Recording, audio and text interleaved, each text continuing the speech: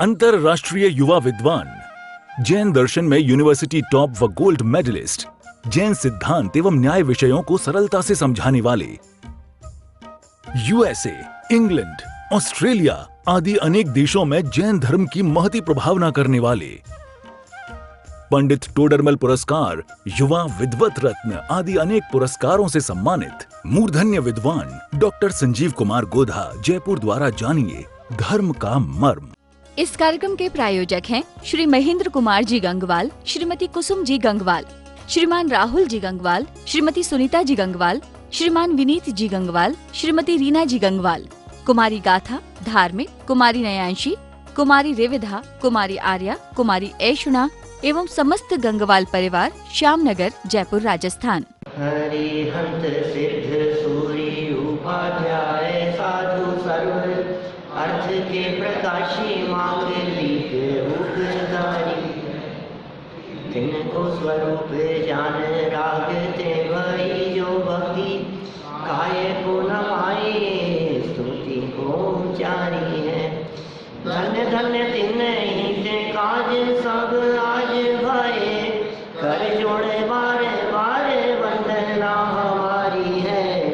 मंगल कल्याण सुख ऐसो हम चाहते हैं, हो मेरी ऐसी दशा जैसी तुम दारी है, हो मेरी ऐसी दशा जैसी तुम दारी है, हो मेरी ऐसी दशा जैसी तुम दारी है।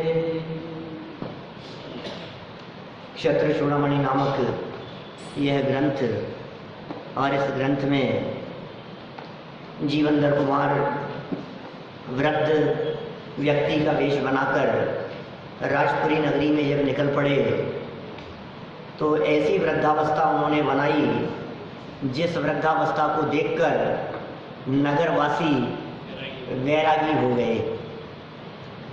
फिर इस घटना को ही आधार बनाकर आचार्य वादिक सिंह सूरी वृद्धावस्था का चित्रण करने लगे। बोले ऐसी होती है वृद्धावस्था, ऐसी होती है वृद्धावस्था। और बोले जो लोग समझते नहीं हैं उनको फिर बुढ़ापा ही समझाता है। या तो शास्त्र स्वाध्याय कर लो, दूसरा पॉइंट, या सत्समागम कर लो, और या फिर तत्व विचार कर लो। ये तीनों ही जो नहीं करेंगे फिर उनको कौन समझाए। बोले बुढ़ापा अपने आप समझा देगा, फिर ठिकाने आएगी अकल। हाँ। जब हाथ पांव जवाब देंगे तो बिना प्रश्न के जवाब देने लगेंगे। आर्त रौद्र ध्यान होता रहेगा। इन सब बातों का वर्णन करते हुए कुछ मनुष्य जीवन को सर्वोत्तम और अत्यंत दुर्लभ बतलाने लगे, और फिर आगे बढ़कर ऐसी बात कही कि भाई सुनो, ये बहुत आश्चर्य होता है हमारे को, और खेद भी होता है कि तुम अपने आप को अमर मान करके बैठे हो। जीवन तो एक न एक दिन पूरा होना ही है ना। अमर होकर के तो कोई नहीं आया है। जिसका जन्म हुआ है उसका मरण होगा ही होगा। विशेषकर पंचम काल की बात करो तो मरण अवश्यम भावी है। यदि चतुर्थ काल होता, मुनिव्रत अंगीकार किए हुए होते, अपने उपयोग को अपने में समाते, तो शायद संभावना यह भी हो सकती थी कि आपका मरण नहीं हो, निर्वाण हो जावे। लेकिन अभी तो मरण होगा ही होगा ना। तो मरण की परिस्थितियां आने पर भी तुम सावधान नहीं होते। औरों को मरते हुए देखकर भी तुम्हें विचार नहीं आता है कि क्या होगा। शरीर तो चाहे चक्रवर्ती का हो, चाहे कामदेव का हो, चाहे तीर्थंकरों का हो, स्थिर नहीं रहता। शरीर की अवस्थाएं तो निरंतर बदलती ही है, बदलेंगी अवस्थाएं, तुम सावधान रहो। बदलती हुई इन अवस्थाओं में नहीं बदलने वाले एक तत्व को देखो। मनुष्य अपने शरीर को प्रत्यक्ष विनाशिक देखता हुआ भी मोह के वशीभूत होकर के अविनश्वर समझता है, और नष्ट हो जाएगा इस चिंता से दुखी होता हुआ दिखाई देता है। ये सब बातें कल तक हमने यहाँ आपके बीच में पढ़ ली थी। पिछले 4-5 दिनों से अपनी ये वैराग्य में चर्चा चल रही है और अभी तो थोड़ी सी और होनी है। देखिए प्रसंग ही ऐसा चल रहा है। क्या कह रहे हैं? शरीर तो आहार वर्गणा रूप पुद्गल द्रव्य की पर्याय है। पेज नंबर 435 पर ऊपर से चौथी लाइन। शरीर तो आहार वर्गणा रूप पुद्गल द्रव्य की पर्याय है। अज्ञानी की दशा देख देख कर ज्ञानियों को आश्चर्य और खेद होता है। शरीर क्या चीज है? पुद्गल की पर्याय है ना। 6 द्रव्य हैं इस लोक में, 6 जाति की वस्तुएं हैं। उन 6 द्रव्यों के नाम हैं, एक तो है जीव, एक है पुद्गल, एक है धर्म द्रव्य, अधर्म द्रव्य, आकाश द्रव्य और काल द्रव्य। 6 द्रव्य हैं। इन 6 द्रव्यों में से मैं कौन हूं? मैं जीव द्रव्य हूं। और शरीर कौन सा द्रव्य है? पुद्गल द्रव्य है। यद्यपि पुद्गल भी बहुत तरह के होते हैं। पुद्गलों में अलग अलग तरह की वर्गणाएं पाई जाती है। वर्गणा माने पुद्गल परमाणुओं का समूह। वर्गों के समूह को वर्गणा कहते हैं। वो सब पुद्गल परमाणुओं का ग्रुप है एक। तो ये कह रहे हैं कि सुनो, ये शरीर आहार वर्गणा से बना है। मुख्य रूप से पुद्गल की 5 प्रकार की वर्गणाओं से जीव का संपर्क होता है। पुद्गलों में 5 जाति के पुद्गलों से जीव का संपर्क होता है। एक तो है आहार, ये पुद्गल है। आहार नाम की वर्गणाओं से ये शरीर बना है। आहार शब्द का अर्थ भोजन नहीं समझना चाहिए। क्या? आहार जाति की कुछ वर्गणाएं हैं, उन वर्गणाओं से शरीर संरचना है। यहाँ तक कि टेबल कुर्सी वगैरह भी, ये किताब आदि भी, ये भी सब आहार वर्गणा से निर्मित है। इसलिए आहार माने भोजन नहीं है, ठीक है, क्योंकि इन सब पुद्गलों से संपर्क हो रहा है ना। ये सब आहार वर्गणाएं ही है। एक हो गई। दूसरी प्रकार की है भाषा वर्गणा, ध्वनि, आवाज, वॉइस। ये भी पुद्गल है। शब्द जो जबान से निकल रहे हैं ये भी पुद्गल है। माने मैं 2 द्रव्यों की भिन्नता की बात कर रहा हूं। अन्योन्या भाव, अत्यंता भाव, ऐसे अभावों की चर्चा अपन ने बहुत विस्तार से की है पहले। तो शरीर ये आहार वर्गणा, भाषा ये भाषा वर्गणा, शब्द ये भाषा वर्गणा का काम। ये जो बजी ना, ये कौन सी वर्गणा है? कभी कभी ऐसी चर्चा भी करते हैं, ताली एक हाथ से बजती है या 2 हाथ से? 2 हाथ से बजती है, 2 से बजती है, दोनों हाथों से बजती है साहब ताली, एक हाथ से ताली नहीं बजती। तो ये क्या है? ये आप इधर मत देखो और आपसे पूछो तो आप क्या कहेंगे? ताली बजा रहे हो। एक हाथ से बज रही है ना। अब आवाज सुन करके क्या कहेंगे? अरे भाई साहब, सच्चाई तो ये है कि ताली ना तो एक हाथ से बजती है और ना दोनों हाथ से बजती है। यार क्या बात कर रहे हो? एक हाथ से भी नहीं बजती, दोनों हाथ से भी नहीं बजती। ये कैसी बात कह रहे हो आप? कि भाई साहब बात ये है कि ये जो हाथ है ना, ये हाथ ये तो है आहार वर्गणा, और जो आवाज निकली है जैन साहब, ये है भाषा वर्गणा। विवेक जी, ये है आहार वर्गणा, और ये जो आवाज आई है ये है भाषा वर्गणा। और आचार्य समंत भद्र स्वामी ये बात कहते हैं कि आहार वर्गणा भाषा वर्गणा की कर्ता नहीं होती, दोनों में अन्योन्य अभाव है। दोनों पुद्गल की वर्गणाएं अलग अलग है। बोलो अभी इस बारीकी से कौन सोचे दुनिया में? इस तरह की बातें करने वालों को तो लोग पागल कहते हैं। यार क्या है, क्या पागल हो जैसी बात करें, क्या मतलब है? इन बातों से क्या लेना देना है? लेकिन भाई ये वस्तु स्वतंत्रता है, ये स्वाधीनता की बात बतला रहे हैं। ये एक एक कण कण कितना स्वतंत्र है ये बतला रहे हैं। ये कह रहे हैं कि जब इन ध्वनि के परमाणुओं में अन्य पुद्गल के परमाणु जो आहार वर्गणा रूप है उनकी ही नहीं चलती है, तो मेरे साथ तो इनका अत्यंत अभाव है। मैं तो द्रव्य ही अलग ही हूं। समझ में आ रही है बात? मैंने बोला बनता ही नहीं है। मैं बोल सकता नहीं हूँ, बोलने का करता ये जीव हो नहीं सकता है। कितना भी कहे साहब मैं बोल रहा हूँ, मैं बोल रहा हूँ, मैंने बोला, अरे साहब मैं ऐसा बोलूंगा देखना आप। तुम क्या बोलोगे? जो भाषा निकलनी होगी सो निकलेगी, तुम्हारे कंट्रोल में नहीं है। तुम कितना सोच करके जाओ कि मुझे ये बोलना है और बात कुछ की कुछ निकल जाती है। आप कितना सोच करके जाओ कि ये बात तो कहूंगा ही नहीं, वो आपकी जबान से निकल जाती है। निमित्त कौन है?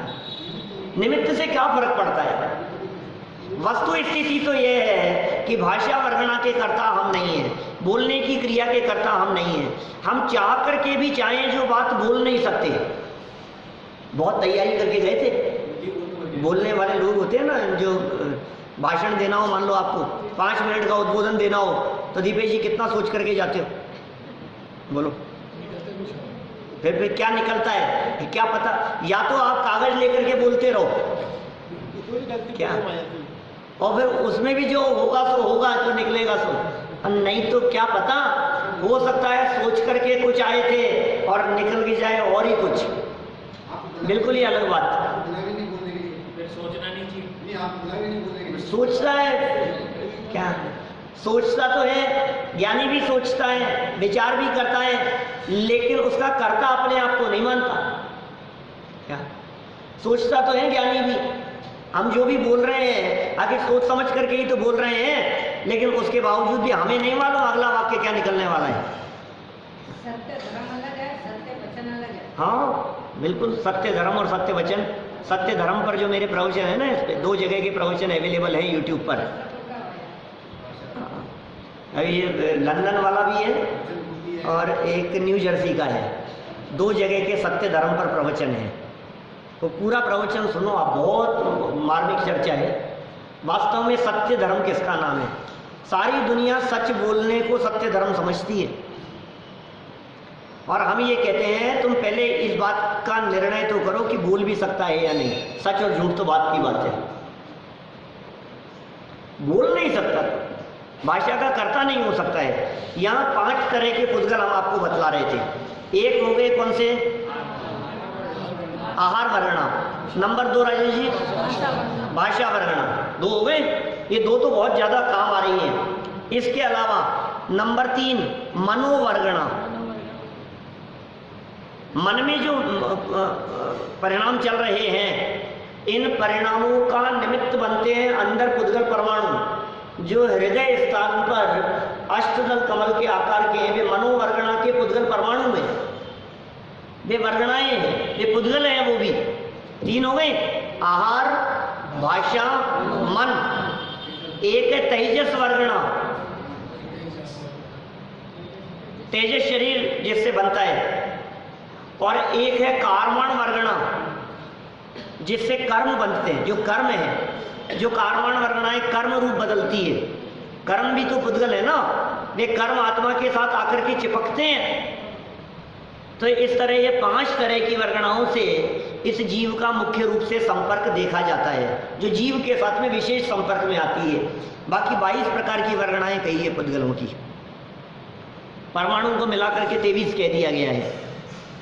तो ये कह रहे हैं देखो आप, ये जो शरीर है ये तो आहार वर्गणा रूप पुद्गल द्रव्य की पर्याय है, और ये कह रहा है मैं चलाता हूँ, मैं मेंटेन करके चलता हूँ साहब। मैंने देखो आप ऐसे ही थोड़ी ना सुंदर दिखता हूँ, इतना रोजाना एक्सरसाइज करता हूँ, मालिश करता हूँ, घूमता हूँ, प्राणायाम करता हूँ, व्यायाम करता हूँ, कसरत करता हूँ, संभालता हूँ, और महंगे महंगे सब तेल, क्रीम, पाउडर, न मालूम क्या क्या लगाता हूँ, ऐसे साबुन से नहाता हूँ, ऐसा शैम्पू लगाता हूँ, और बहुत बहुत ऐसे थोड़ी ना, खाने पीने का बहुत ध्यान रखता हूँ, तब जाकर के मेंटेन है। ऐसे नहीं जैसे जो चीज़ खा ली मैंने, बहुत सावधानी से मैं शरीर को संभालता हूँ, तब जाकर के ये संभला हुआ है। मुझे याद नहीं है कि मैंने पिछले 20-25 साल में कभी एक दवाई की गोली भी खाई हो। अच्छा, बहुत अच्छी बात है, कितने मेंटेन करके चल रहे हो आप। और ये बात कहे हुए 2-3 दिन ही गुजरे थे। क्या हमने कहा क्या हुआ साहब, कल सुबह प्रवचन में कैसे नहीं आए आप? नहीं नहीं, बस थोड़ी सी तबीयत। क्या आप तो बहुत मेंटेन करके चलते थे, अब कभी तो हो ही जाता है। मेंटेन तो बहुत करता हूं मैं, लेकिन कभी तो हो ही जाता है फिर। अब तो यही तो हम कह रहे हैं, जिस समय मेंटेन था उस समय भी तुम्हारी नहीं चल रही थी, और जब बिगड़ गया है तब तो तुम ही कह रहे हो कि मेरी चलती नहीं है। ये वर्गणाएं न्यारी हैं, ये शरीर न्यारा है, ये पुद्गल न्यारा है।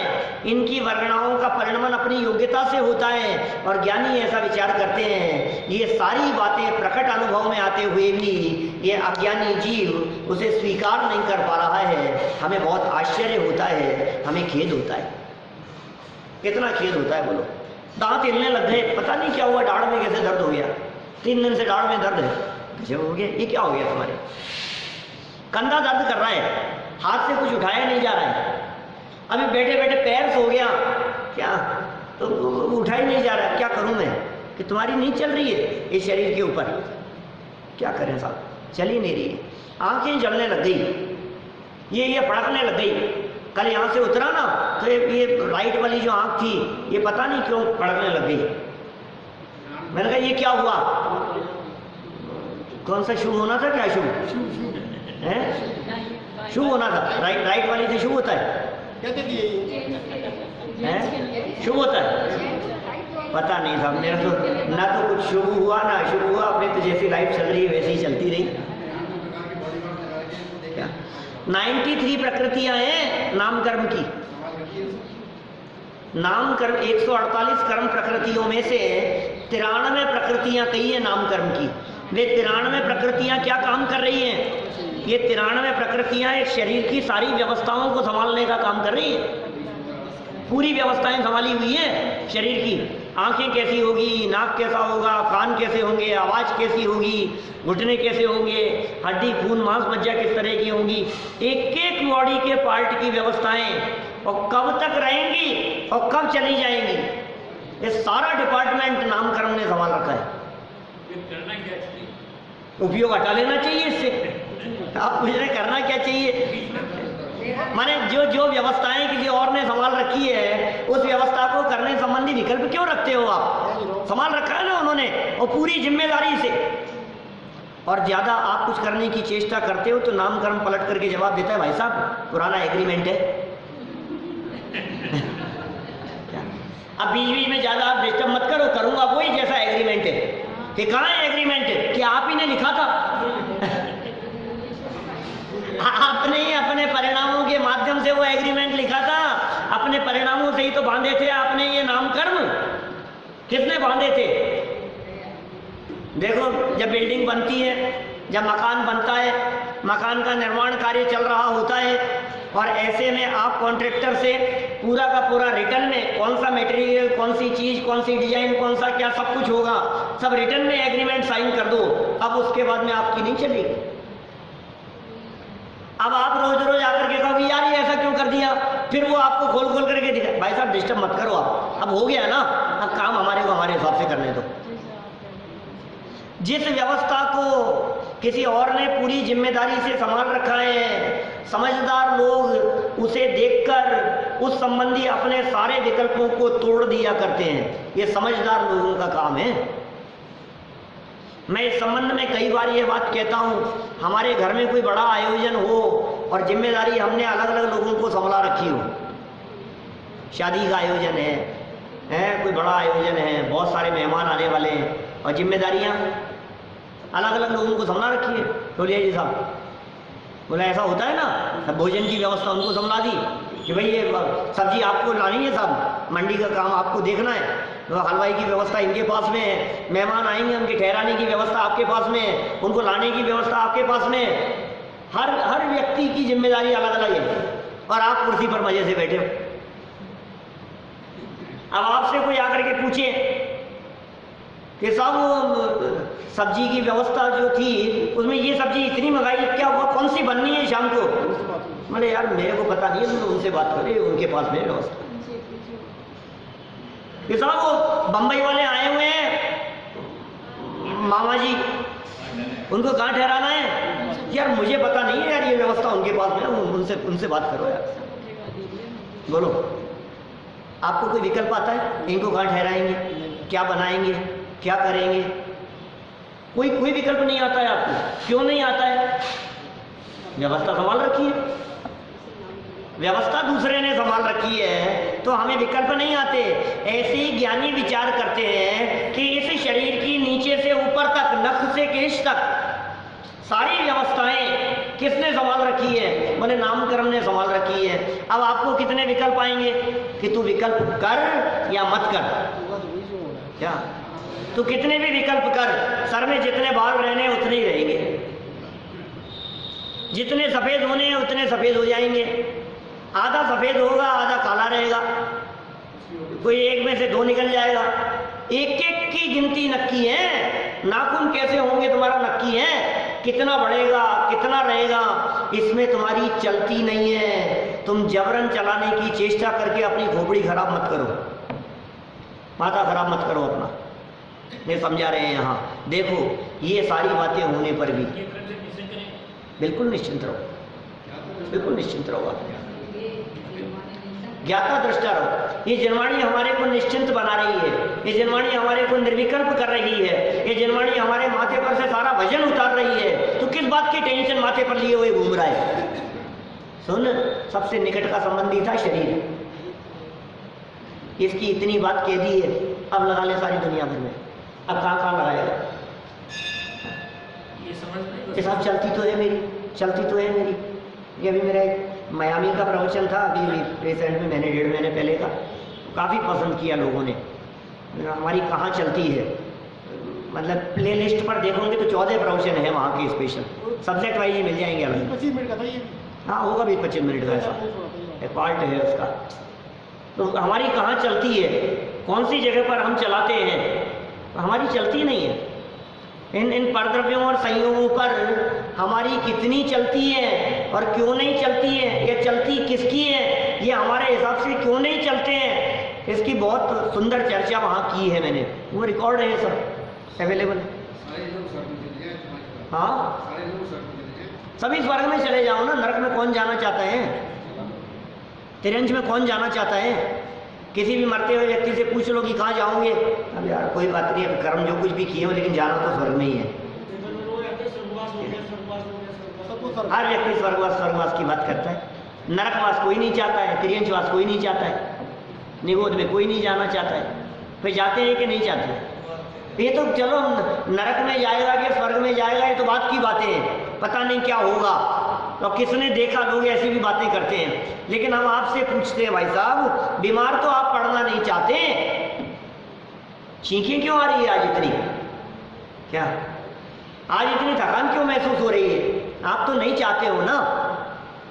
कोई व्यक्ति को कभी ऐसा विकल्प आता है, भैया ऐसा विकल्प आता है कभी ऐसा कि यार मैं तो बचपन से कभी मेरे फ्रैक्चर नहीं हुआ, कभी एक एक्सपीरियंस तो होना चाहिए।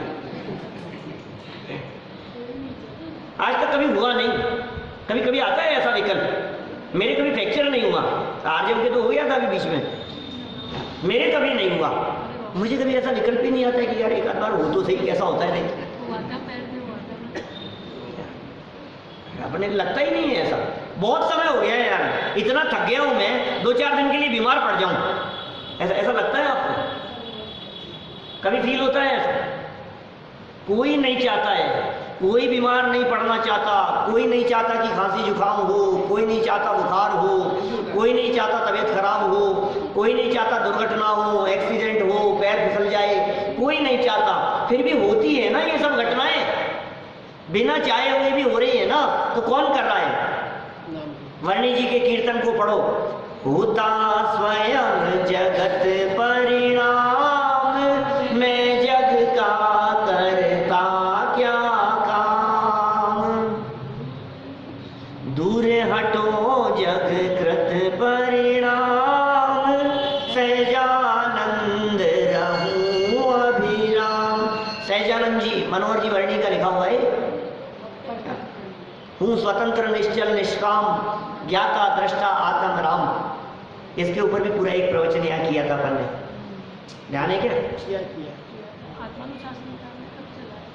देखो क्या कह रहे हैं यहाँ, पढ़े अपन थोड़ा सा। ये 5 प्रकार की वर्णनाएं समझ में आ गई। ज्ञानियों को खेद होता है विचार करते हैं वे आश्चर्य हुए बिना नहीं रहता इन सब बातों को देखकर। आगे देखो, काल द्रव्य तो अणु के आकार वाला है, ठीक है, और वे संख्या की अपेक्षा असंख्यात हैं। शरीर हो गया, उद्गल परमाणु है, काल द्रव्य संख्या की अपेक्षा असंख्यात हैं और हैं अणु के आकार का, परमाणु जैसा है। आकाश के एक एक प्रदेश पर एक एक कालाणु अनादि काल से है और अनंत काल तक रहेगा। ये कालाणुओं की संख्या है।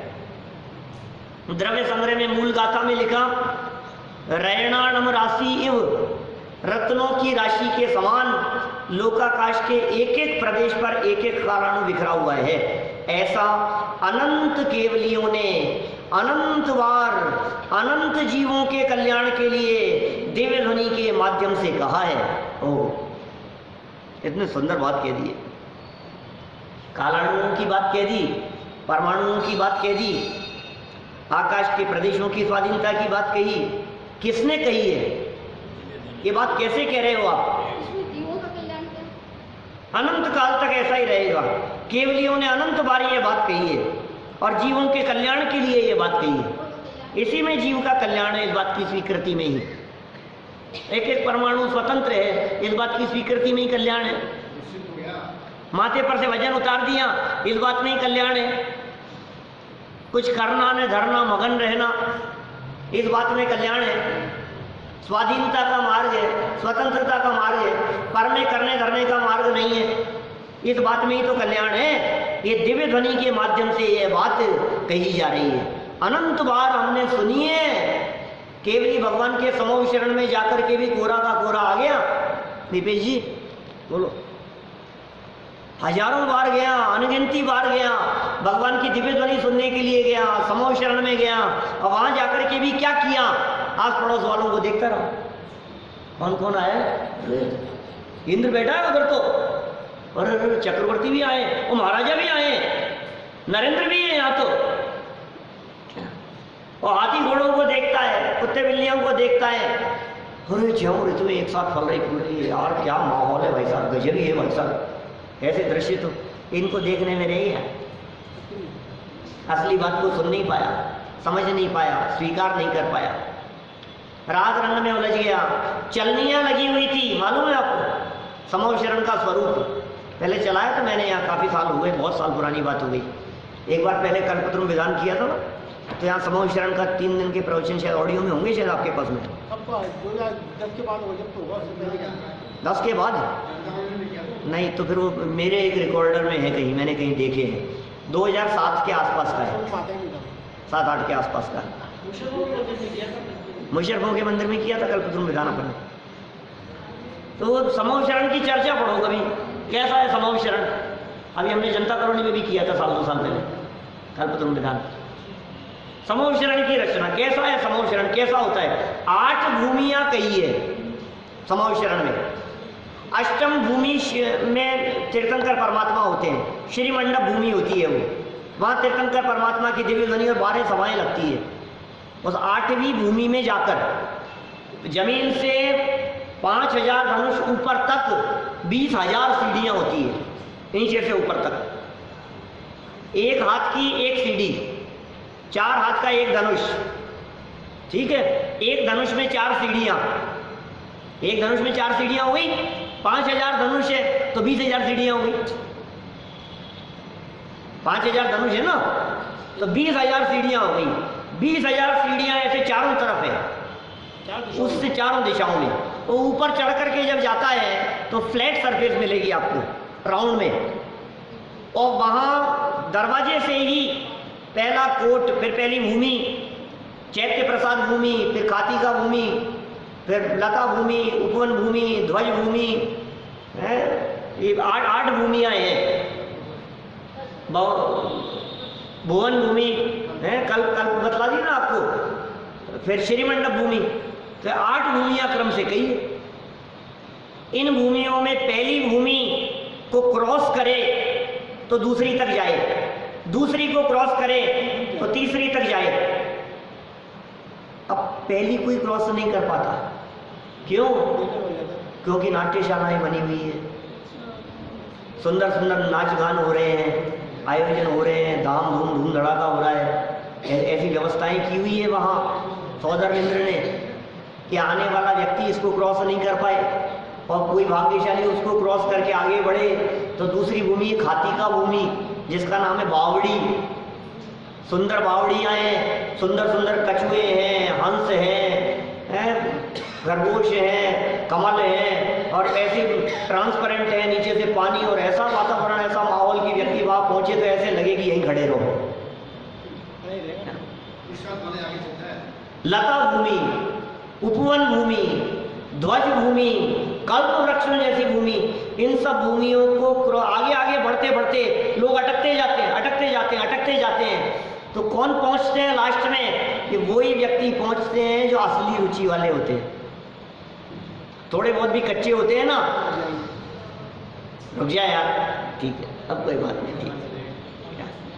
अब यार ये तो देख पहले, अगर ये है ना, अरे यार क्या गजब माहौल है, इसी में अटक जाते हैं। समूह शरण में जाकर के भी लाभ प्राप्त नहीं किया, अनंत अनंत बार ये कह रहे हैं, समूह शरण जैसे क्षेत्र में गया और वहां जाकर के दिव्य ध्वनि के माध्यम से तीर्थंकर परमात्माओं द्वारा कही गई ये कल्याण की बातें इसे सुहाई नहीं, और लौट करके कोरा का कोरा वापस आ गया। देखो क्या कह रहे हैं आगे, ये सारी बातें दिव्य ध्वनि के माध्यम से कही गई है। एक एक कालाणु की समय रूप पर्याय भी अनादि काल से अनंत समय रूप व्यतीत हो चुकी है। लो, एक एक पर्याय व्यतीत हो चुकी है, एक एक समय व्यतीत हो चुका है, और भूतकालीन अनंत समयों से सदैव अनंत गुणित अधिक भावी अनंत समय रूप पर्याय होती रहेंगी।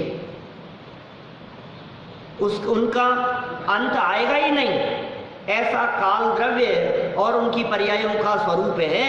तथापि मोही जीव अज्ञानवश काल को विनश्वर कहते हैं, यह जानकर ज्ञानियों को आश्चर्य और खेद होता है।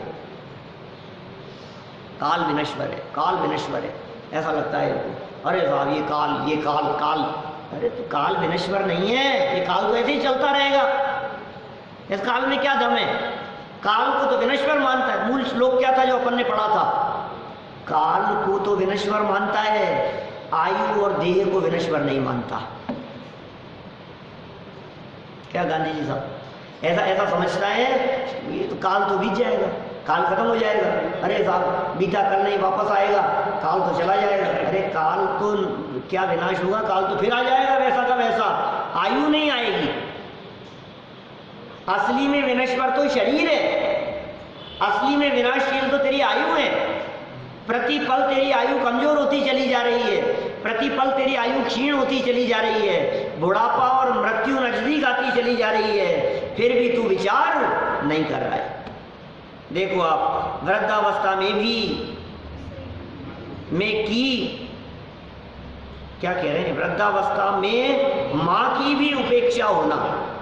क्या वृद्धावस्था हो जाती है ना, माँ की भी उपेक्षा करो, क्या करो? ये कह रहे माँ तो रहेगी कहाँ रहे तो नहीं सवाल है, क्या करे? या वृद्धावस्था माँ की हो जावे तो उपेक्षा कर ले, ऐसा भी तो अर्थ लगा सकते हैं। अपनी वृद्धावस्था हो जावे तो माँ को कौन पूछे, और माँ की वृद्धावस्था हो जावे तो माँ को कौन पूछे। ये नीतिकार के पूरा नीति का श्लोक है, देखो आप, जैनियों की बात नहीं है। जन जन को ये श्लोक सुनाओ आप याद करके, क्या ये फोटो खींच करके अजैन लोगों को पढ़ाओ तो समझ में आती है, यार बात तो सच्ची लिखी, बात तो सच्ची लिखी है। देखो क्या लिख रहे हैं, हंत लोको वयस्यन्ते किमन्यैरपि मातरम मन्यते न तृणायापि मृतिश्नाज्ञाहि वार्धकात्। हंत माने खेद है, मनुष्य बुढ़ापे में जन्म देने वाली माँ को भी तृण के समान भी नहीं समझता है, और उनका तो फिर कहना ही क्या है। इसलिए बुढ़ापे से तो मरना ही अच्छा है, क्या करो। ये सच्चाई का चित्रण कर दिया है भाई साहब। अत्यंत खेद की बात है कि मनुष्य वृद्धावस्था को प्राप्त अपनी जन्मदात्री माँ की भी तृण के समान भी कीमत नहीं समझता है। ये जगत का ऐसा स्वरूप है। बुढ़ापा इतना खतरनाक है भाई साहब, अपने सगे नहीं पूछेंगे आपको क्या, अपने बच्चों को तो संभालेंगे क्या, लेकिन आपको नहीं पूछेंगे। आप कितना भी सोचते रहो मेरा राजा बेटा है, ये राजा बेटा तुम्हारे को धेले भर नहीं पूछेगा, समझ लेना क्या। इस कार्यक्रम के प्रायोजक हैं श्री महेंद्र कुमार जी गंगवाल, श्रीमती कुसुम जी गंगवाल, श्रीमान राहुल जी गंगवाल, श्रीमती सुनीता जी गंगवाल, श्रीमान विनीत जी गंगवाल, श्रीमती रीना जी गंगवाल, कुमारी गाथा धार्मिक, कुमारी नयांशी, कुमारी रेविधा, कुमारी आर्या, कुमारी ऐशुना एवं समस्त गंगवाल परिवार, श्यामनगर, जयपुर, राजस्थान।